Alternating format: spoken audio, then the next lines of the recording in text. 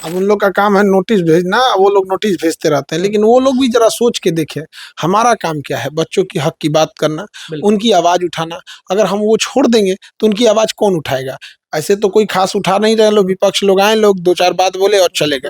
तो सीसीटीवी पे footage public कर दे, इतने जगह से धांधली खबर आएगी जिसका कोई हद नहीं। तो आखिर डर क्यों है? यही तो डर है। अध्यक्ष के ऊपर खुद का केस चल रहा है। हम लोग भी तब यही कहेंगे ना कि 2025 का आएगा इलेक्शन, आएंगे लोग, हेलीकॉप्टर से उतरेंगे लोग, हो हंगामा होगा, फिर चले जाएंगे लोग। हमारी बात नहीं मानिएगा तो क्या करेंगे? हमारी लड़ाई बीपीएससी से बिल्कुल। और बीपीएससी भी क्या कर रही है ना, अपने चहेते पत्रकारों के माध्यम से, अच्छा। उसके कुछ परमार भाई के अपने पर्सनल पत्रकार हैं, और अच्छा। ऐसे पत्रकार है जिसके घर में 8-8 सीट खरीद के बैठा हुआ है सब ये भी हो रहा है। बीपीएससी में। और वो ऐसे चहेते पत्रकार वो कहते हैं कि खान सर मेंस चला रहे हैं।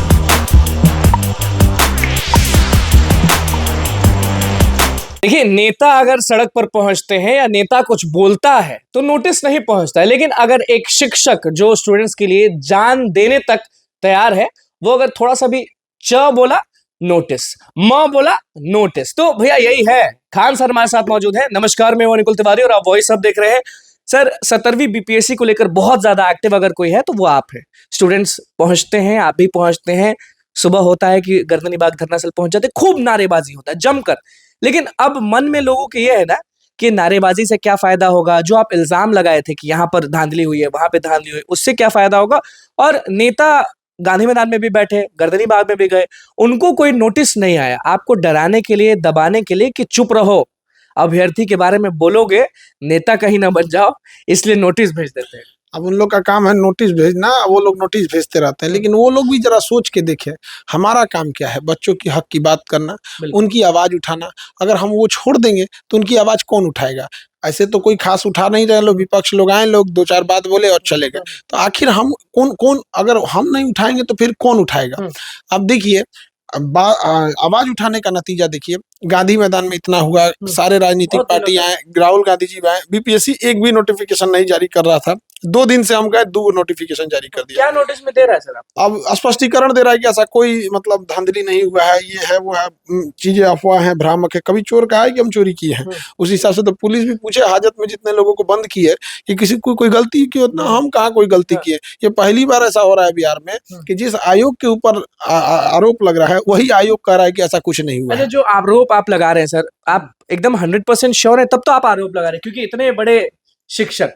तो हम लोग ऐसे थोड़ी आरोप लगा देंगे। अगर बीपीएससी में इतनी ही दम है तो सारे सीसीटीवी फुटेज पब्लिक क्यों नहीं कर दे रही है? हाई कोर्ट का हियरिंग पब्लिक होता है, सुप्रीम कोर्ट का हियरिंग यूट्यूब पर देखिएगा पब्लिक होता है, तो सीसीटीवी फुटेज पब्लिक कर दे।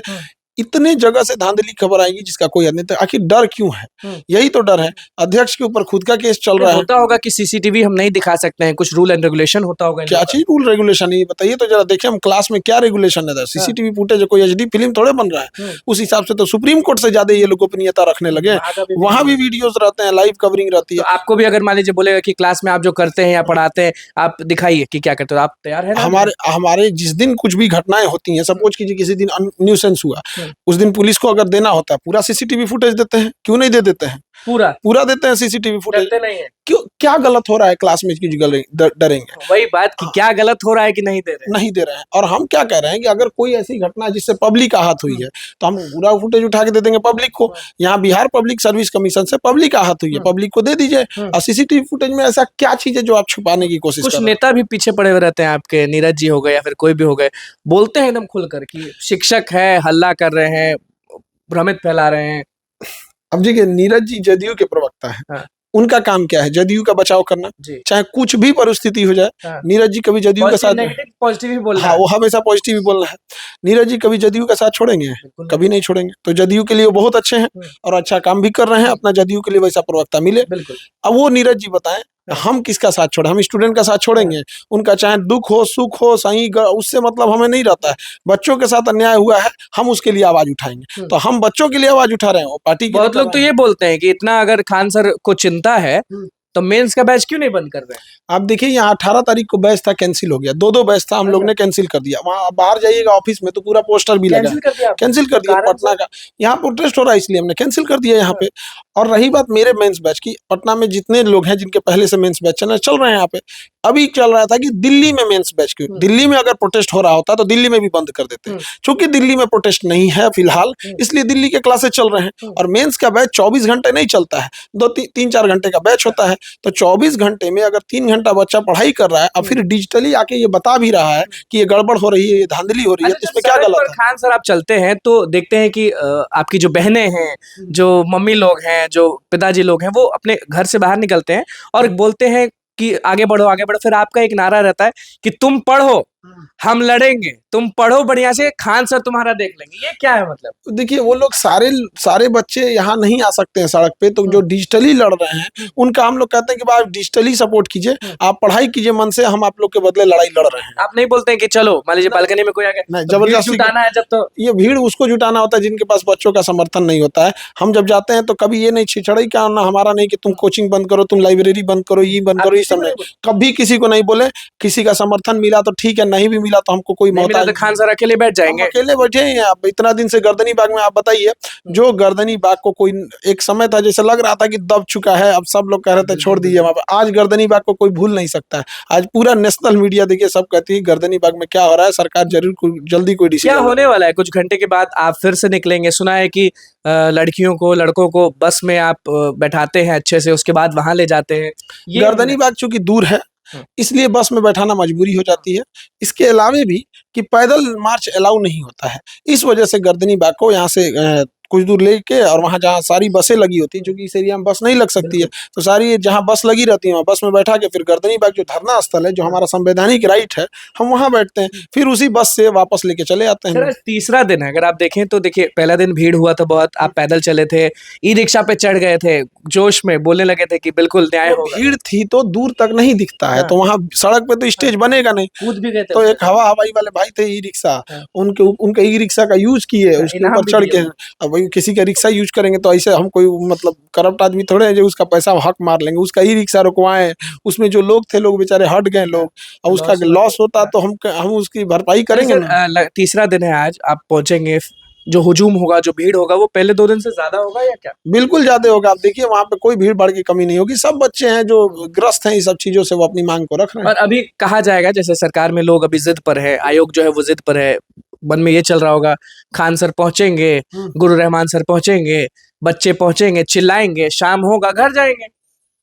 तो अब ये इन लोग को अगर मजाक लग रहा है तो ये बच्चे भी याद रखेंगे। दिमाग में तो चल रहा होगा कि आएंगे, हो हंगामा होगा, नारेबाजी होगी, घर जाएंगे। हम लोग भी तब यही कहेंगे ना कि 2025 का आएगा इलेक्शन, आएंगे लोग, हेलीकॉप्टर से उतरेंगे लोग, हो हंगामा होगा, फिर चले जाएंगे लोग। हमारी बात नहीं मानिएगा तो क्या करेंगे? हमारी लड़ाई बीपीएससी से। हमको ये नहीं समझ में आना है बिना मतलब ये राजनीतिक पार्टी वाले अपने पे क्यों ले रहे हैं? हमने कभी किसी हम आवाज उठा रहे हैं बीपीएससी पे, क्या हम बीजेपी जदयू आरएसएस आपने तो नीतीश कुमार और ये सब पे किसी पे उठाए हैं? हम कह रहे हैं बीपीएससी ने गलत किया। हमको ये नहीं समझ में आ रहा है ये लोग पर्सनली क्यों ले रहे हैं अपने ऊपर। आप भी कहिए कि जांच हो जाए, बेटर रहेगा आपके लिए। कि अच्छा खान सर मिलने का कोशिश कभी किए कि नहीं नीतीश कुमार से कि 2 मिनट मिल लेते? मान लीजिए दिया जाता है नहीं, अब इतना आसान थोड़ी होता है सीएम से मिलना। कोई बोलता है खान सर है 2 मिनट लगेगा, ऐसे कुछ नहीं होता है। क्या जबरदस्ती क्या मिलेगा आदमी? अब इतना दिन इनके बाद भी अगर उनको सुनाई नहीं दे रहा है तो फिर हम क्या करेंगे? आपको इतना बड़ा प्रोटेस्ट हो गया लोकतंत्र में, अब सुनाई ही नहीं दे रहा है। 65 दिन से लोग बच्चे भूख हड़ताल पे कितने बैठे हैं, आंदोलन पे बैठे, लाठी खाए, वाटर कैनन खाए, डिजिटल प्रोटेस्ट हुआ, ट्विटर हुआ, इतने सड़कें जाम हुई, हंगामा हुआ, इसके बाद भी आपको सुनाई नहीं दे रहा तो जाके आपको बताएं अपडेट। अब कोर्ट पे तो हम लोग कुछ नहीं टिप्पणी कर सकते हैं, क्योंकि कोर्ट का अपना एक प्रोसीजर होता है। जब डेट आएगा तो होगा। हमारा भी पीआईएल है, बहुतों लोग का पीआईएल है, रीट है। अब जब डेट आएगा तभी कोर्ट पे कुछ कह सकते हैं, अभी तो कुछ नहीं कर सकते। आज फिर से खान सर जोश से पहुंचेंगे, बोलेंगे, सुनाई देगा उधर, लेकिन वो लोग अनसुना करेंगे कि सुनेंगे कि ये बिल्कुल। और बीपीएससी भी क्या कर रही है ना, अपने चहेते पत्रकारों के माध्यम से, अच्छा उसके कुछ परमार भाई के अपने पर्सनल पत्रकार हैं, और ऐसे पत्रकार है जिसके घर में 8-8 सीट खरीद के बैठा हुआ है सब बीपीएससी में, और वो ऐसे चहेते पत्रकार वो कहते हैं कि खान सर मेंस चला रहे हैं, और जिस कोचिंग में उस पत्रकार का फंडिंग है, पार्टनरशिप है, उसका साइड में एलबेंड चला रहा है कि मेंस का बैच ले लीजिए। कितने मतलब दोहरी मानसिकता का है ये लोग। उसके अपने भाई को हम जेल करा दिए, वो तो निकलवा दिए रहमान सर ना, न तो अभी तक जेले में रहता। तो ये उसके अपने भाई को हम लोग जेल करा दिए। अब उसको लगता है कि हम क्यों उसको जेल करा दिए, डीएसपी रहते हुए जेल हुआ था। और ये जो पत्रकार है ना, बीपीएससी का चहेता पत्रकार, ये इसका भी सेटिंग कर लिया था 68 बीपीएससी वाले में, और उसमें तब तक हम लोग हल्ला उल्ला कर दिए हैं बीच में, तभी इसको लगा कि भाई अब तो हम नहीं कर पाएंगे, अब हमको यहीं रहना पड़ेगा। तो ऐसे पत्रकार लोग भी जो आंदोलन को डिरेल करने की कोशिश कर रहे हो, जरा बताओ, अपने घर में 8 अधिकारियों को रहते हुए भी क्यों छुपा रहे हो? जिस कोचिंग में जो चीज है वो दिखाएं। अगर खान सर सही है तो सही दिखाइए, अगर खान सर का कुछ गलत लग रहा है तो वो आवाज उठाए और पूछ ले सीधे। बिल्कुल, उसको वो कभी कह सकता है बीपीएससी का चाहता पत्रकार कि हमारे यहाँ से इतने ज्यादा 1800 घंटा क्लास हुआ, कभी कह सकता है कि हमारे यहाँ सबसे सस्ती और सबसे बेस्ट पढ़ाई होती, नहीं। अच्छा एक बात बताइए, जैसे हमारा ही एनडीए निकला, अलग बात है मेडिकल में नहीं हुआ, तो हम 10 जगह बोलते हैं ना कि भाई हमने यूपीएससी एनडीए निकाला था, भले मेडिकल में नहीं हुआ। उसके घर में 8 गो बीपीएससी पदाधिकारी, एक को बार डरे नहीं बोलता है कि मेरा भाई एसडीएम डीएसपी है क्योंकि जेल गया हुआ है। तो ऐसे पत्रकार लोग आप लाख चाहें कि डीरेल कर सके आंदोलन को, लेकिन ये डीरेल होने वाला नहीं, जोश बरकरार रहेगा और री एग्जाम लेके रहेगा। बिल्कुल री एग्जाम होकर रहेगा। देखिए खान सर जो है ना, वो बोलने से थोड़ा सा भी झिझकते नहीं है, सरकार हो, बीपीएससी हो या फिर पत्रकार भाई हो। गलत करिएगा तो खान सर से बचिएगा नहीं। तो बस हमारे चैनल को सब्सक्राइब करें, इस पेज को लाइक करें। कैमरामैन के साथ